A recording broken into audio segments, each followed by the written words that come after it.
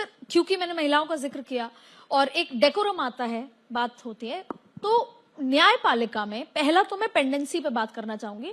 आप नए कानून लेकर आए और वो कानून सटीक है, ये है कि आप इतने दिन में चार्जशीट होगी, इतने दिन में निपटारा होगा, इतने दिन में। लेकिन पुराने केसेस का क्या, जो इतने पेंडेंसी है, उन पेंडेंसी के निपटारे को लेकर क्या आगे आपकी स्टेप्स हैं? 1 जुलाई 2024 से ये नए क्रिमिनल जस्टिस सिस्टम के तीनों कानून लागू हो गए जी।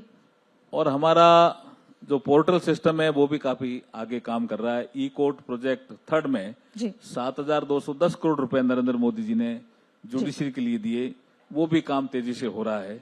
जैसे आपने कहा कि पेंडेंसी कम कैसे हो, उसमें हम कई स्तर पे काम कर रहे हैं।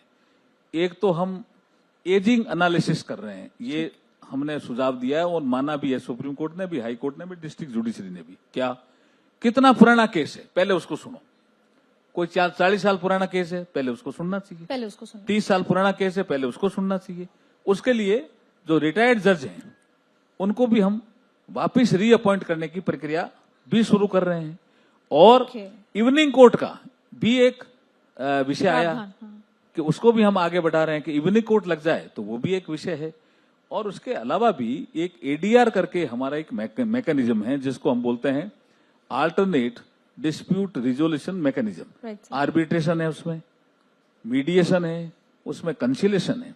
ये तीनों ढंग से लागू हो जाएंगे, एजिंग एनालिसिस हो जाएगा, निश्चित मानिए कि मुकदमों की संख्या कम हो जाएगी। सर ऐसा भी कई बार होता है, मुझे लगता है, मैं उम्मीद करती हूँ, मैं और समझना चाहती हूँ कि नए कानून से वो हटेगा, जो नए कानून आए। कई बार देखा 21 साल बाद, 27 साल बाद न्याय मिला, तो अब जो नए कानून लागू होंगे उसमें कई बार रेप केसेस में इससे कि 27 साल बाद साहब मिला। अब वो महिला बुजुर्ग भी हो चुकी है, नहीं रही है जीवन में, या उस व्यक्ति को जिसको आरोप लगाया वो मर चुका है लेकिन न्याय नहीं मिला 27, 28, 30 साल लग जाते हैं, वो अब खत्म होगा। ये नए कानून में तो टाइम लिमिट तय कर दी ना, फैसला देना ही पड़ेगा। जैसे 3 साल में फैसला देना ही पड़ेगा, जांच सहित। लेकिन जो आप सही कह रहे हैं कि 1 जुलाई 2024 से पहले जिनमें एफआईआर दर्ज है वो तो पुराने कानून के तहत ही चल रहे हैं, तो वो एक अलग विषय है। जिसके निपटारे के लिए आपने अलग-अलग, हाँ, जिसमें मैंने एडीआर और मैंने एजिंग एनालिसिस ये बताया। लेकिन अब बहुत तेजी आई जी, हमारा जो ई पोर्टल है ना बहुत तेजी से काम कर रहा है।